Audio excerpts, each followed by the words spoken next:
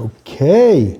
Yeah, man, I just got the, I didn't get it, I actually bought it, and I'm waiting for it in the mail. So when it comes in, I'm going to test it out, and I'm going to go and, see if it's worth keeping or not. So, but that, I'm going to have to wait for it to come in.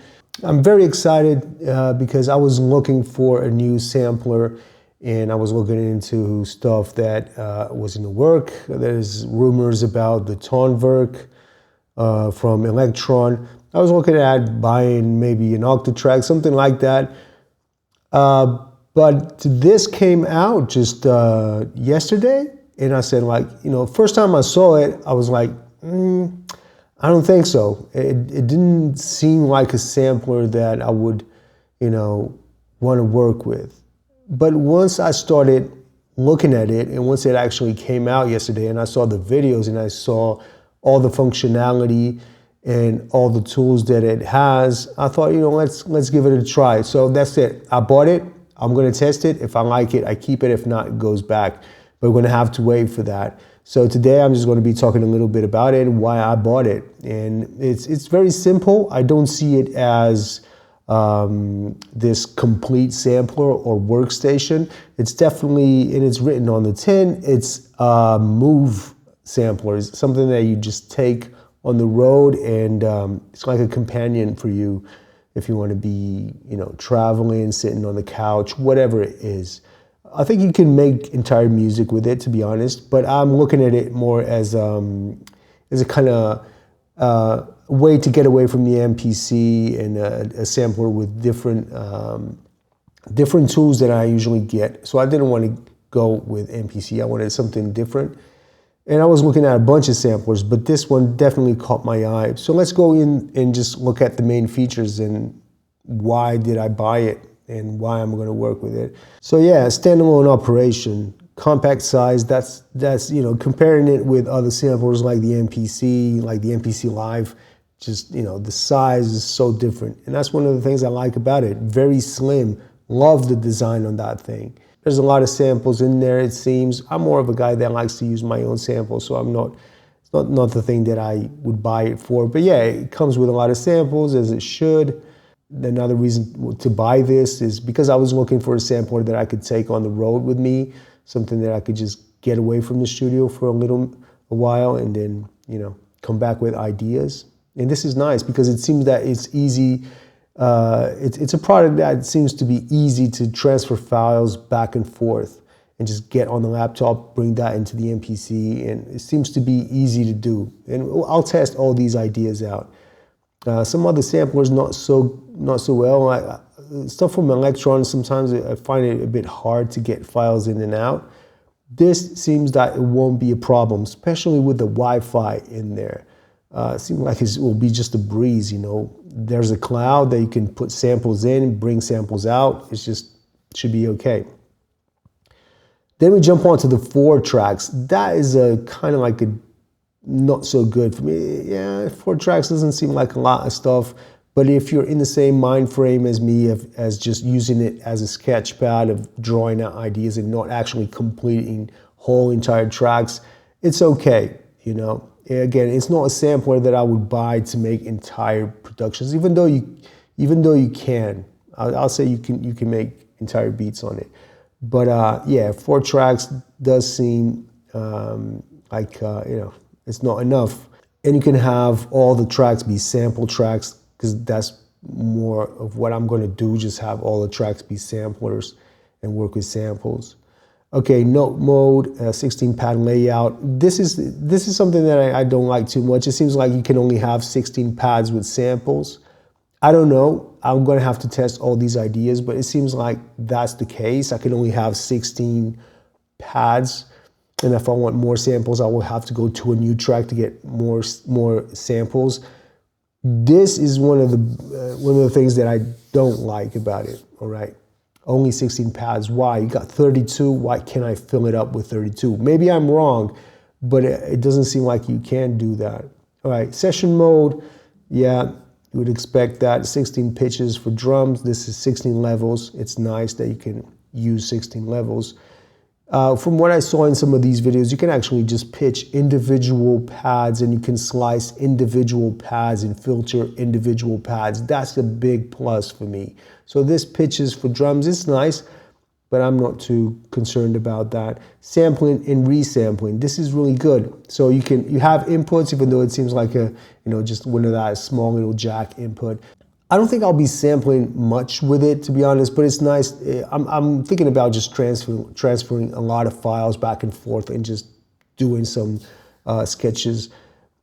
Not thinking about sampling too much with it, but it's there. In case I need it, it's there, and it's really appreciated. And the resampling, it's not like something, whoa, that you would go crazy for, but it's nice to see it there as well. I would expect it to have resampling, because I can just be designing some loops and then resampling it, uploading it to the cloud, downloading it in the studio. Parameter automation. Now, this is something that I'm excited about. One of the reasons why I like it so much, it's because it has a nice step sequencer. I'm a big fan of step sequencers. I can only wish that a guy comes out with a great step sequencer for the MPC. So parameter automation, I think this will have parameter locks like the Electron products. I don't know, but if you read, it says tweak the encoders to record or capture dynamics so you can automate. And it says sequence parameter changes using per step automation. So is that parameter locks like the Electron products? If it is, then man, it's great. Step sequencer, again, this is one of the reasons why I bought the machine, because of the step sequencer, because there's a lot of stuff, but step sequencer is definitely one of those reasons. 16 bars and lets you program beats and notes. And again, nudge notes, that's great. I love that, just nudging notes per step and changing volumes and adding automation per step. And this is something that I'm hyped about in seeing how it actually works. So, and then you got capture, which is, whatever, arpeggiator and repeat. Yeah, but for me, one of the biggest things is definitely the slim design, the portability, the step sequencer. You can sample or just bring samples via Wi-Fi. There's a bunch of ways to bring in samples, it seems. And then it should be easy to slice. That's one of my concerns. How easy is it to slice? I've seen that you can copy pads, so you can potentially do, sample something to a pad, slice, copy, slice, copy, slice. I'm thinking you would be able to do that sort of workflow, but let's see. 4 tracks, all right. It doesn't bother me too much. Going down, you got a library and effects. It seems like you only have 2 effects per track. I don't know, do you have sends for each individual pad? Could you do that? That way you could resample the sample. There's a lot of questions that I'm going to answer once I got the device. But for now, I can only imagine what I can do with it. Audio effects, library, instant sound selection.